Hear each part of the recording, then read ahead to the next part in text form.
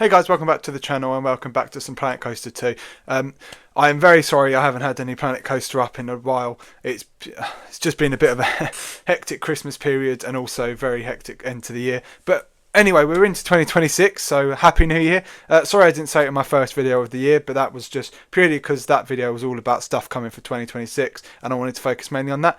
But as you can see coming into this video, we are building the next big roller coaster in the theme park. Obviously, last time out we built the Gerstlauer Eurofighter and finished theming that. This is going to be the big RMC coaster I was talking about at the back of the Western themed area that I spoke about briefly, about it being like an outlaw and, you know, they're trying to find this bandit and stuff like that. This is what this coaster is going to be. It's very much inspired by the likes of Steel Vengeance and Iron Gwazi. As you can see here, it's kind of taking shape. This does change into a bit more of a outer bank kind of airtime moment, similar to what is on Iron Gwazi. This also has a 0G stall element on it. It also has a, obviously, the big drop there. I think that's about 88.8 feet drop. But this is mainly, I've always wanted to build a big RMC coaster in this park. Not so much that it sticks out on the skyline. You'll see when I do an in-person thing in the next video, just because this one is all time-lapse. You'll see that you can't really see this RMC from anywhere in the park. It's very well hidden. It's very much in its own kind of themed area. As you can see, the 0G stall is going in now. This also has a lot of whippy transitions and float and moments of airtime, and it overlaps itself quite a lot, similar to what Steel Vengeance does. It goes through the track quite a bit. It also has this kind of weird element where kind of like a entry into a corkscrew, but then comes out the other. I'm not too sure what that's called. It also has this weird outer bank inversion on it. I just wanted to go for some really unique elements on this coaster that you don't normally see on typical steel coasters. Kind of what RMC is known for in a way, for these weird elements and elements that throw you out of your seat and make you feel unsafe, even though it is perfectly safe. I just went for a classic airtime hill here, just because I wanted a big moment of ejector airtime nearer to the end of the ride. You'll see here as well, you go into a weird kind of not zero G roll. I keep saying 0G roll. It's not a 0G roll, it's a corkscrew. I call myself a theme park enthusiast and I still say it wrong. But yeah, yeah, you go into that and then you kind of, this actually changes. This isn't actually the end of the ride. It actually goes over the brake run into a final helix before hitting that brake run. Total inversions of this ride is about 4 inversions. It's got about 7 moments of airtime. You'll see in the POV later. But in the next couple of minutes, you'll see me theming it in and making it look great. In the next video, we're going to be building the final bit to this area of the park, and also the teaser for the a long-awaited area that I'm really excited to build. There'll be a teaser for that at the end of that video. But we're going to be building a shooting dark ride themed all around the Wild West. I have already started that, but I'll obviously show you all the footage and we'll finish it off in the next episode. It's quite a long dark ride. I wanted a long dark ride because we've got loads of coasters in this park now. I think we've got 5 roller coasters now, I think, maybe 4 or 5. And I wanted something for other people to do. We've obviously got the big gyro swing as well. We haven't really got anything for families besides the family launch coaster. As you can see here, I'm just changing the layout to go into the kind of sideways airtime hill. But yeah, we haven't really got anything that's for like little kids to do or families to do, which you kind of, in a theme park, you kind of have to have a balance there so that you don't just build a park for adrenaline junkies, kind of like Thought Park, where they've got a few bits for families to do, but then their main thing is thrill. That's kind of what I want to do with this park, but along the routes of kind of Alton Towers more. But I also kind of want to take inspiration from Disney for it being highly themed and having ride storylines and other bits like that as well. As you can see here, we're just changing the colour and starting to smooth out the track a bit more. I've gone for like a green and dark brown kind of look to the ride, just because I think that's what fitted it best. Obviously in this video you'll also see the station go in. It's probably the most detailed station I've made yet. I've obviously put an operator's booth in there, or simulated an operational booth.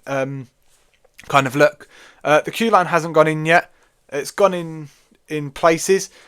Or has it gone in? I can't. It's been a while since I actually recorded this footage, and obviously now I'm sitting down and recording the voiceover for this. Sorry, I completely forgot the word was. But yeah, as you can see here, we're just building the ride station and also the maintenance bay for the coaster cars. You'll see that going in as well. You'll see me put in the other bit of track for that. But yeah, sorry it's been so long without Planet Coaster. It wasn't my intention for it to be for, I think, nearly a month now. It's purely just because I haven't really had time to record and edit these really longer videos, so to speak. My typical video length is normally about 10 to 20 minutes long, sometimes even shorter, and they're a lot easier to edit than these kind of long time-lapse building stuff in Planet Coaster. Obviously there was a vlog on the channel from Chesington World of Adventures. That was a day that I scheduled in to go to Chesington, and I recorded the vlog while I was there. Also the construction updates around the park as well, that was all recorded and done there as well. So yeah, I haven't really had time since. I think I actually recorded this footage back in November to actually sit down and play Planet Coaster. So I haven't really been in this park for nearly a month now, or just well over a month now. So I'm desperate to get back in there when I've got some time, and I will definitely finish this off, and then I will obviously share the teaser with you guys for the next themed area. It is a very big area. It's a very well-known IP. I really enjoy it.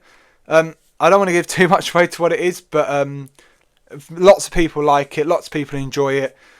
It's definitely one of the easier kind of IPs to put into Planet Coaster 2, so to speak, just because it is of a kind of like if you went for a sci-fi kind of, it's not sci-fi, I want to specify that, it's definitely not sci-fi, but it kind of, if you go for like a Star Wars kind of IP, you've obviously got the sci-fi bits in the game that you can kind of use to represent things, and also you've got like the art shapes to build certain ride coasters if you want to. Like you could theme a launch coaster all with the Spitfire kind of model in the game. You could build one around TIE fighters or X-Wings and stuff like that, which is actually quite a good idea. I won't be doing that in this park. I'm probably going to go for maybe 1 or 2 IP lands. I haven't quite decided. One of them is obviously going to be built in the next episode, but the one after this, the next themed area, I am going to take it's going to be Vikings, but that's not really a spoiler because it's not really kind of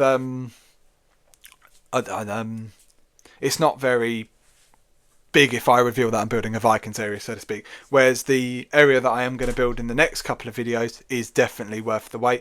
It's definitely something that I want to give a go at. I don't know how well I'm going to be able to do it, just because it is such a big IP. I think it's more of like, it probably isn't an international IP, but it's more kind of known in like the US and the UK, so to speak. Yeah, it's definitely a big IP. There will obviously be a teaser at the end of the next video for that. But yeah, as you can see here, I'm just theming in the station. I wanted to go for this kind of barn, kind of farm house looking structure to this, and you'll see that coming together. I put some like wooden lattice across it to make it look a bit more like a barn. I also put some windows in and some planting, basically to make it look as much as a barn as I can. Just because I didn't want to go for this kind of house, or like similar to what Untamed is. It's kind of a little overgrown. You don't see me put it in, but there is also ivy that gets put on this, so it looks a bit dilapidated and abandoned. But yeah, what I'll do is I'll be quiet for a little bit because I've spoken for long enough now, and I will chime in a little bit, but I'll let you guys just enjoy some theme park audio and enjoy watching me theming this structure.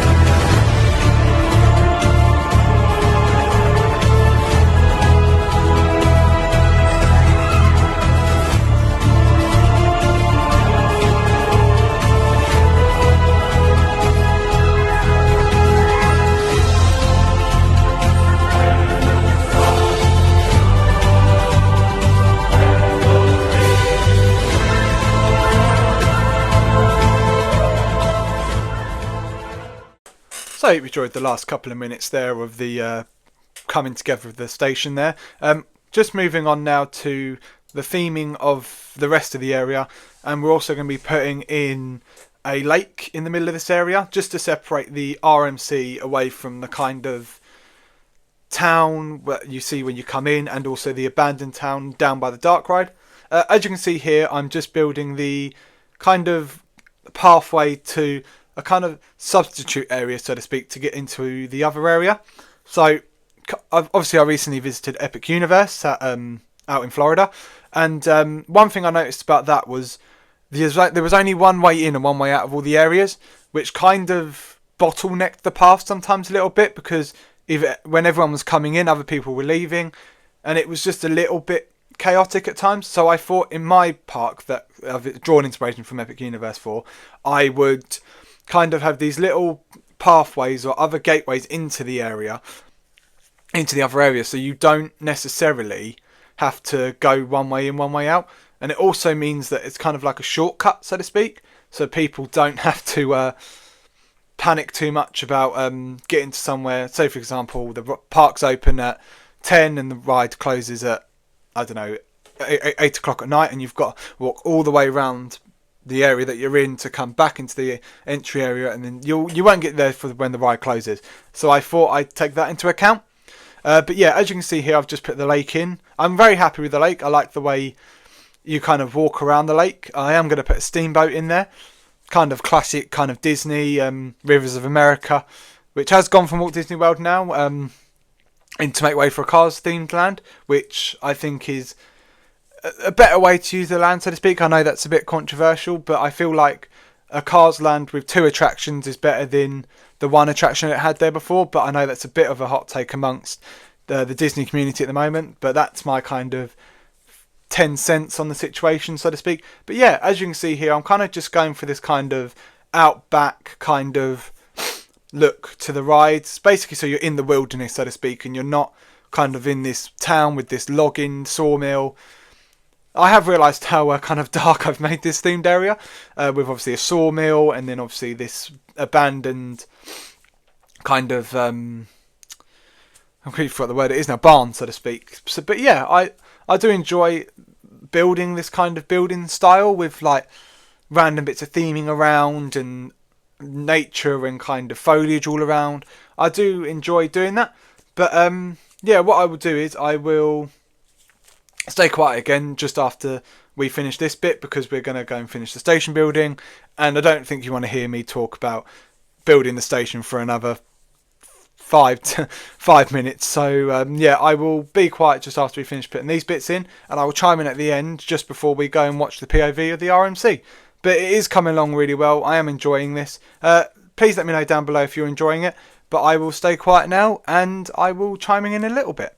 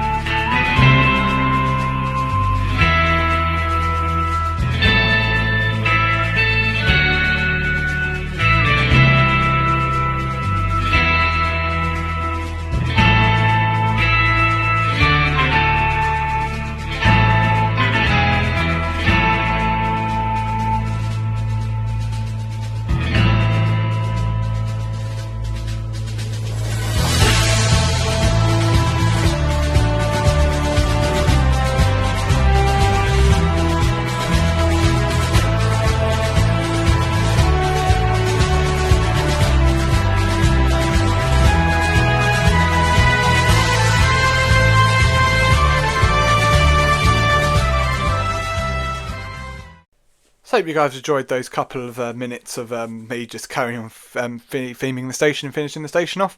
We're coming towards the end of the time lapse now, so the POV is incoming. But yeah, as you can see with the inside of the station, I kind of wanted to make it look not abandoned, but kind of just left to decay, so to speak, which is kind of why you're seeing like random bits of items around, kind of like you've just thrown it away and forgotten about it. That's the kind of look I wanted to go for. But yeah, I think it looks really good. Obviously, you've got the baggage hold there. You've got the signs that say row 1, row 2, etc. You've obviously got the exit one. I kind of wanted to make it.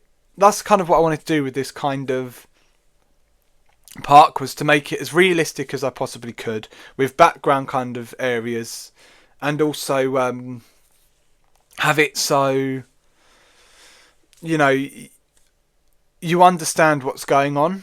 And I didn't want it to be kind of left to look like there wasn't much to see in the stations. I know people leave stations blank because you don't really see them in the game, but I wanted to go for this fully in-depth and immersive kind of themed kind of theme to it.